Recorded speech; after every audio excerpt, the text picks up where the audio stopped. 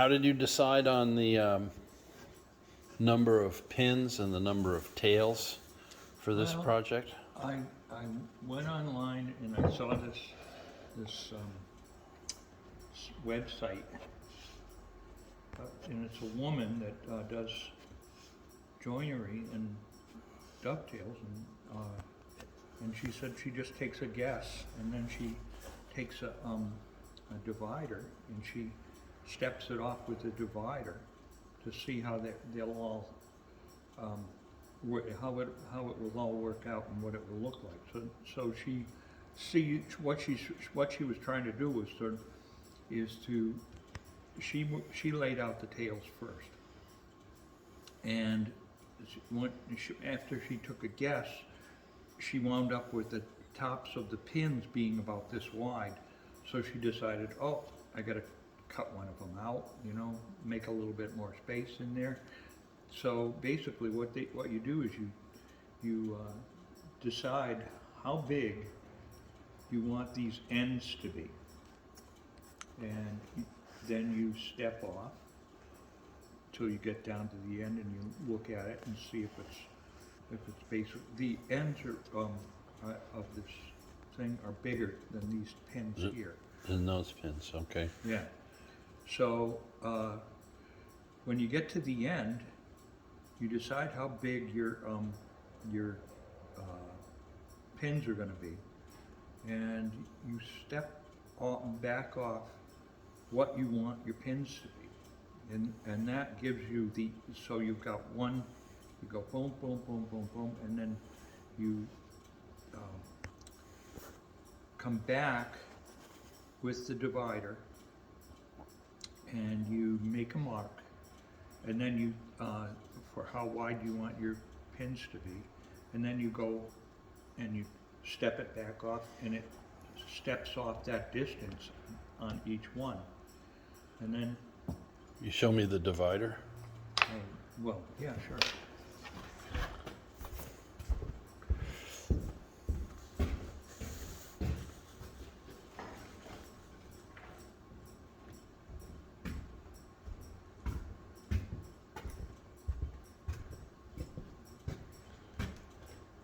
Is that a new one?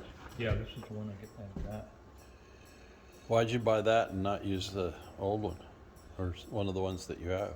I didn't have one that would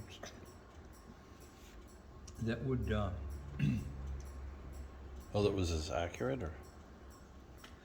no, it's not. They were all about the same. What I did was I used the one that was in here. Oh, here.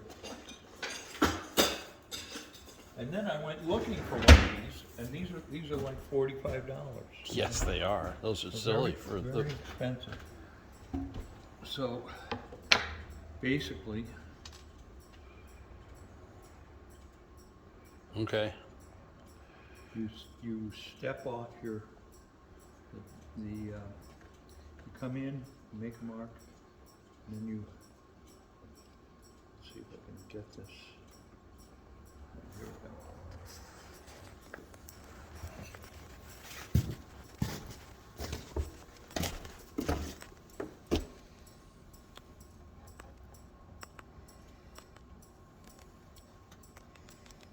See, so you're going. You're Oh, okay, so you stepping get- off like this. Yeah. I didn't set it up perfectly. But then when you get down to, let's see.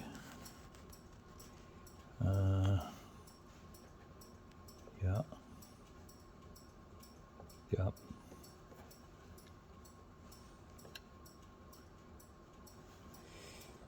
Do you remember that name of that woman's site that you? I do. I'll steer you that way.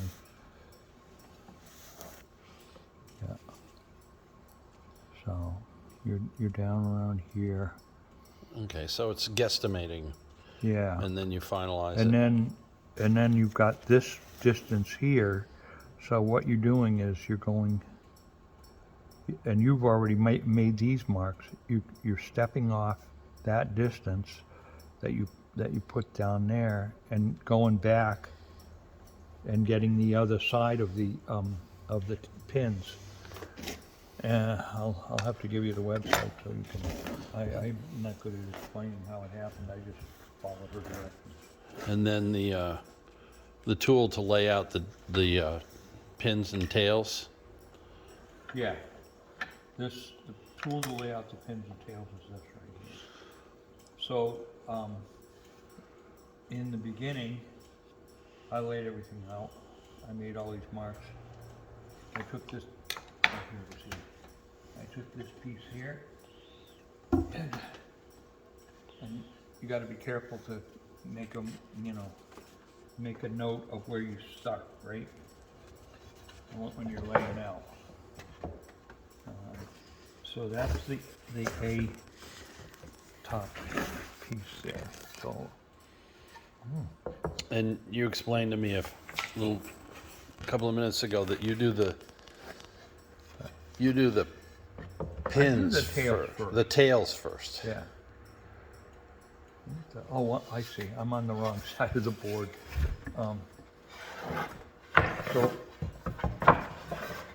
And I set up a line back here so that when I put this on top of here, I want everything to stick out just a little bit so that when we sand it all down, the ends of the pins and tails will be nice and Yep. decorative looking, they'll be even and flush and all that sort of stuff. But basically you can see what I did was I put I decided which side I wanted for my top. I decided which sides I want for my outside and inside. And then I clamped this down and I marked off all these,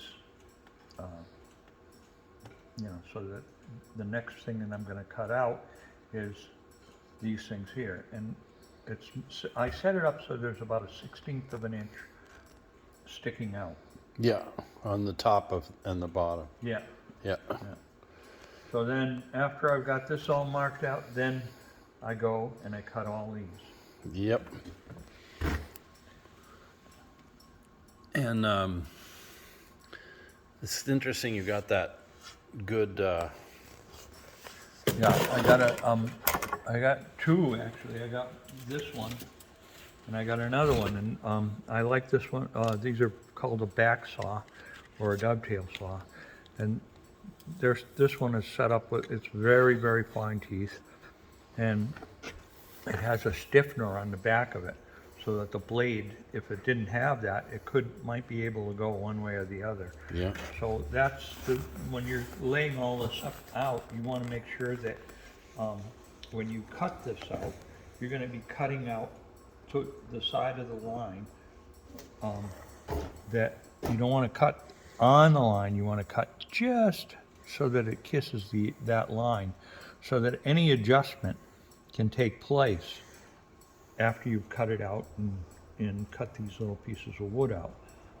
If you cut to the other side, then everything is going to have a big space on it, and it will look nasty. You got it.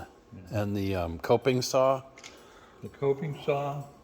That's brilliant. That's such an improvement over. Yeah, I tried using the other one, but I heard somewhere that this one here, this is aircraft aluminum, and this is a really, really, really, thin blade, and it's set up so that this is very, very stiff. It won't. It's better than any coping saw that I've ever used. Yeah, they call them fret saws.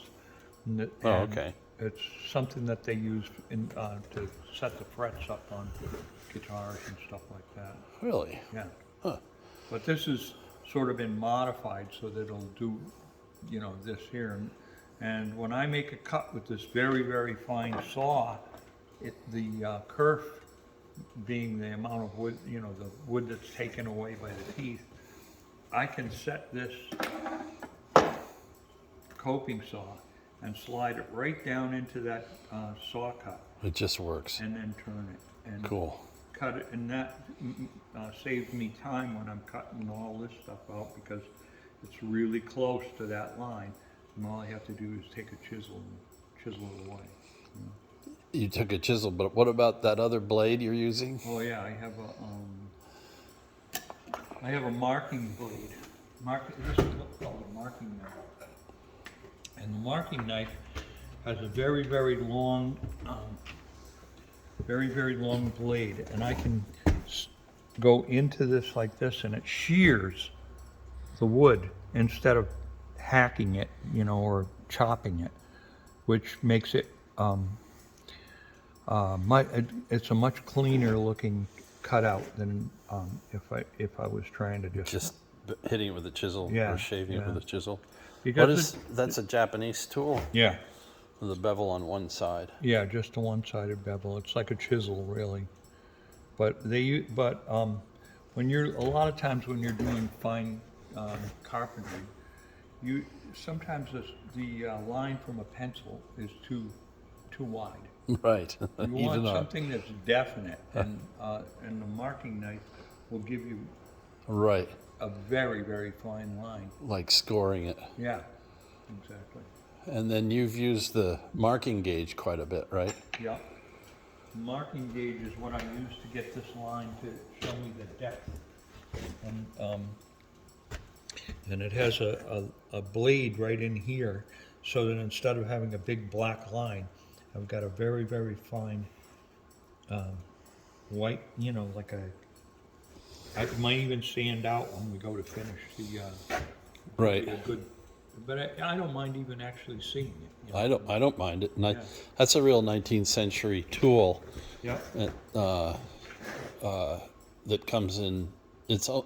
I haven't used it a lot in the shop, but when we want to mark something Yeah. again and again and again, it's very good. Yeah. That's a Bridge City marking gauge, which is pretty cool.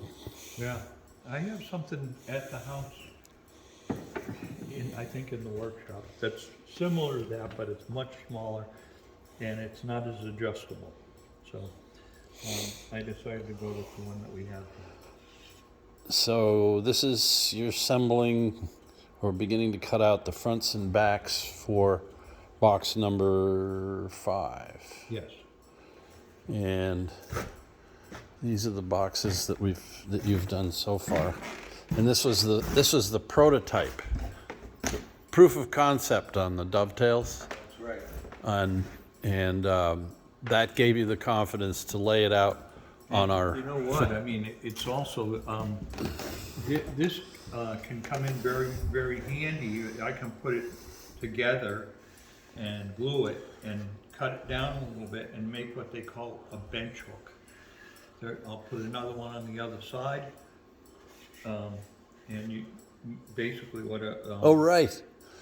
Yeah. Oh, I see. So this grabs a hold here, and then whatever you're gonna, shave or plane or cut or whatever, it's something that you can use up inside of a boat. I always used to have one when I was working in boats with only hand tools. I'd have a bench hook and I'd do it on the edge of a That's interesting. berth or something like that. Well, that's cool. Yeah. So 6 boxes, and we've done this all based on Tim Whitten's book. Where's that? Right.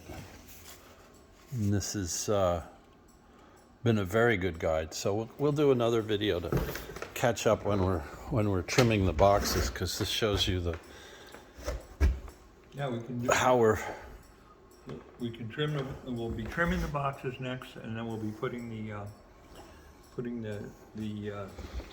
on them, the tops, and putting the bottom, and putting the what was the till box? Is that what they called it? Yeah. There's a little box that's right inside here.